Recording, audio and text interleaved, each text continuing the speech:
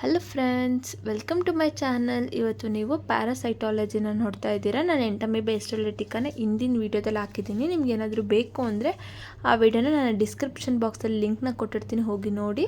ಇದು ಬಂದು ಪಾರ್ಟ್ 2 ಅಂದರೆ ಸೆಕೆಂಡ್ ಪ್ಯಾರಾಸೈಟು. ಅದು ಬಂದುಬಿಟ್ಟು ಟ್ರೈಕೋಮೋನಾಸ್ ವೆಜೈನಾಲಿಸ್. ಇದು ಬಂದು ಏನು ನಮಗೆ ಇನ್ಫೆಕ್ಷನ್ನ ಕಾಸ್ ಮಾಡುತ್ತೆ ಅನ್ನೋದನ್ನು ನಾವು ಈ ವಿಡಿಯೋದಲ್ಲಿ ತಿಳ್ಕೊಳ್ಳೋಣ. ಅದಕ್ಕಿಂತ ಮುಂಚೆ ಯಾರು ಹೊಸದಾಗಿ ನೋಡ್ತಿದ್ದೀರೋ ರೆಡ್ ಕಲರ್ ಸಬ್ಸ್ಕ್ರೈಬ್ ಬಟನ್ನ ಕ್ಲಿಕ್ ಮಾಡಿಕೊಂಡು ನೋಡಿ. ಈಗ ಫಸ್ಟ್ ಇಂಟ್ರೊಡಕ್ಷನ್ ನೋಡೋದಾದರೆ, ಈ Trichomonas is the simplest of all the protozoan parasites because it has only trophozoite stage.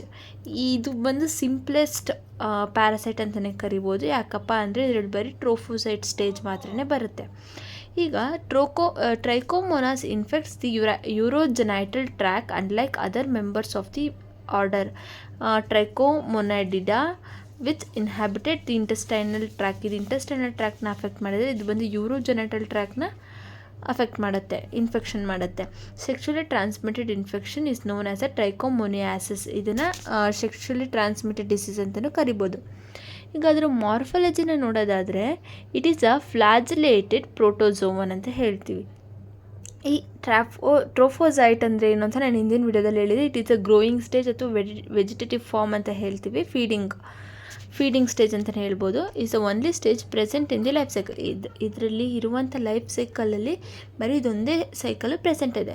ಆಮೇಲೆ infective stage of the parasite ಅಂತಲೇ ಹೇಳ್ಬೋದು. ಅದು ನೋ ಸಿಸ್ಟಿಕ್ ಸ್ಟೇಜ್ ಯಾವುದೂ ಇರೋಲ್ಲ. ಅಂದರೆ ಬಸ್ಟಿಂಗ್ ಆಫ್ ಏನು ಇರುತ್ತಲ್ಲ, ಅದು ಟ್ರೋಫೋಸೈಟ್ ಬಸ್ಟ್ ಆಗೋದು, ಅದು ಬಂದು ಈ ಸ್ಟೇಜಲ್ಲಿ ಇರೋದಿಲ್ಲ. It is 7 to 30 micrometre long and 5 to 10 micrometre wide. Trophozoites is pear shaped twitching type of motility due to presence of 5 of ಫ್ಲೆಜೆಲ್ಲ ಬಂದ್ಬಿಟ್ಟು 5 ಇರುತ್ತೆ. ಮತ್ತು ಇದು ಯಾವ ಥರ ಟ್ರಾನ್ಸ್ಮಿಟ್ ಆಗುತ್ತಪ್ಪ ಅಂದರೆ, ನಾನು ಆಗಲೇ ಹೇಳಿದಾಗೆ ಸೆಕ್ಷುಲಿ ಟ್ರಾನ್ಸ್ಮಿಟೆಡ್ ಇಂಟರ್ಕೋರ್ಸ್ ಆಗಿರುತ್ತೆ. Mutual masturbation, mother to child during vaginal delivery. ವೆಜೈನಿಂದ ಡೆಲಿವರಿ ಆಗಬೇಕಾದ್ರೆ ಮದರಿಂದ ಚೈಲ್ಡ್ಗೂ ಕೂಡ ಬರುವಂಥ ಚಾನ್ಸಸ್ ತುಂಬ ಹೆಚ್ಚಾಗಿದೆ. ಇದು ಒಂದು sexually transmitted disease. So friends, ಇದಕ್ಕಿಂತ ಮುಂಚೆ ಯಾರ್ಯಾರು ನನ್ನ ಚಾನಲ್ನ ಸಬ್ಸ್ಕ್ರೈಬ್ ಮಾಡದೆ ನೋಡ್ತಾ ಇದ್ದೀರೋ ಅವ್ರು ಇವಾಗ ಹೋಗಿ ಕೆಳಗಡೆ ಸಬ್ಸ್ಕ್ರೈಬ್ ಬಟನ್ನ ಕ್ಲಿಕ್ ಮಾಡ್ಕೊಂಬಿಡಿ. ಈಗ ನಾನು ಈ ವಿಡಿಯೋನ ಕಂಟಿನ್ಯೂ ಮಾಡೋದಕ್ಕೆ ಸ್ಟಾರ್ಟ್ ಮಾಡ್ತೀನಿ. ಹಾಗೆ ಪಕ್ಕದಲ್ಲಿರೋ ಬೆಲ್ಲೈಕನ್ನ ಕ್ಲಿಕ್ ಮಾಡಿ. ಈಗ ಅದರ ಲೈಫ್ ಸೈಕಲ್ ನೋಡೋದಾದರೆ, ಅದರ ಲೈಫ್ ಸೈಕಲಲ್ಲಿ ಇರುವಂಥದ್ದು ಒಂದೇ ಒಂದು ಯಾವುದಾದ್ರು stage trophozoitic stage. The life cycle consist only of trophozoitic stage transmitted by direct contact during a sexual intercourse. Non-venereal transmission is rare. ಅದು ಸೆಕ್ಷುವಲ್ ಇಂಟರ್ಕೋರ್ಸ್ ಟ್ರಾನ್ಸ್ಮಿಟ್ ಆಗೋದು ಬಿಟ್ಟರೆ ಬೇರೆ ಥರ ಯಾವುದೇ ಥರ ಅದು ಟ್ರಾನ್ಸ್ಮಿಟ್ ಆಗೋದಿಲ್ಲ.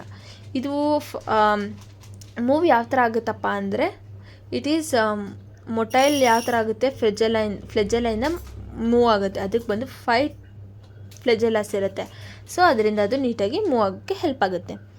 ಈಗ ಪ್ಯಾಥೋಜೆನೆಸಿಸ್ನ ನೋಡೋಣ. It is not an invasive parasite. It remains adherent to the squamous epithelium but not columnar epithelium. Virulence ಫ್ಯಾಕ್ಟರ್ಸ್ನ ನೋಡೋದಾದರೆ, protein liquids and proteases help in adherence, lactic acid and acetic acid which lowers the vaginal pH, though pH is cytotoxic to vaginal epithelial cells. Pathology: intracellular edema and chicken-like epithelium is the most characteristic feature.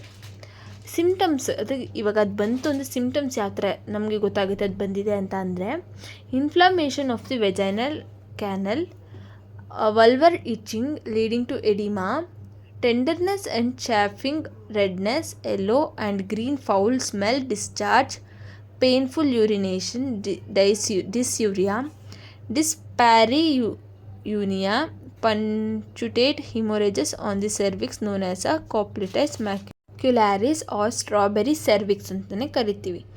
ಮತ್ತು lab diagnosis ಯಾವ್ಯಾವ ಥರ ಮಾಡ್ತಾರೆ, direct detection ಯಾವ ಥರ vaginal discharge ಯಾವ ಥರ ಆಗ್ತಿದೆ ಅದ್ರ ಮೇಲೆ ಒಂದು ಅಂದಾಜು ಮೇಲೆ ಹೇಳ್ಬಿಡ್ಬೋದು. ಕಲ್ಚರ್ ಮಾಡ್ತಾರೆ. ಆ್ಯಂಟಿಜನ್ ಡಿಟೆಕ್ಷನ್, ಅದು ಬಂದು ಸೆರಾಲಜಿ ಟೆಸ್ಟ್ ಕೆಳಗಡೆ ಬರುತ್ತೆ. ಆ್ಯಂಟಿಜನ್ ಆ್ಯಂಟಿಬಾಡಿ ಡಿಟೆಕ್ಷನ್ ಮಾಡ್ತಾರೆ. ನ್ಯೂಕ್ಲಿಕ್ ಆ್ಯಸಿಡ್ ಡಿಟೆಕ್ಷನ್ ಟೆಕ್ನಿಕ್ಸ್ ಅದರಲ್ಲಿ PCR ಅಂದರೆ ಪಾಲಿಮರೇಸ್ ಚೈನ್ ರಿಯಾಕ್ಷನ್ ಅಂತ ಅದು ಕೂಡ ಮಾಡ್ತಾರೆ.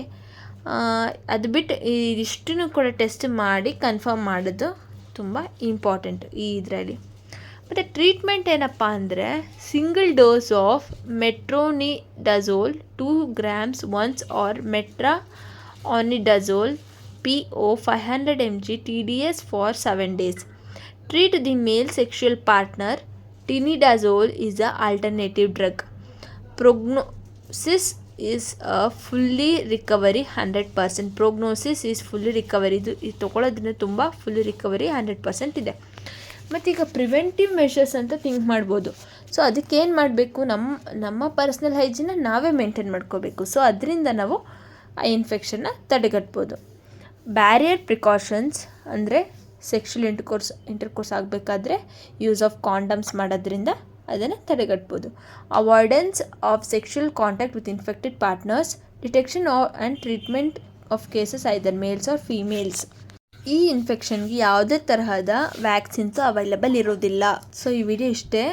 ನೆಕ್ಸ್ಟ್ ಪಾರ್ಟಲ್ಲಿ ಬಂದುಬಿಟ್ಟು ಜಿಯಾರ್ಡಿಯಾಸಿಸ್ ಬಗ್ಗೆ ಹಾಕ್ತೀನಿ. ಸೊ ಈ ವಿಡಿಯೋ ಅಷ್ಟೇ ಆಗಿದೆ ಅಂದ್ಕೊಂಡಿದ್ದೀನಿ. Thanks for watching friends.